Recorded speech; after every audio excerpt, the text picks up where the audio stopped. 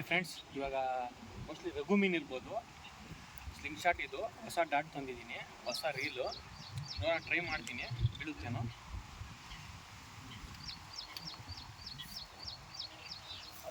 ಇದೆ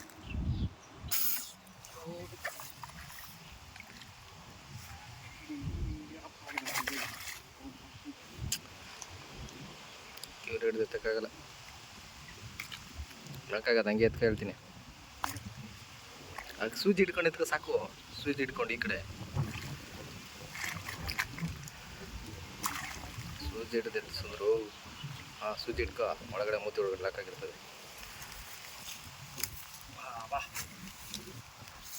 friends, monster ಒಂದು 4 kg ಬರುತ್ತೆ ಫ್ರೆಂಡ್ಸ್. ಎಲ್ಲಿ ಬಿದ್ದಿದೆ ನೋಡಿ ಶಾಟ್, ಪರ್ಫೆಕ್ಟ್ ಶಾಟ್.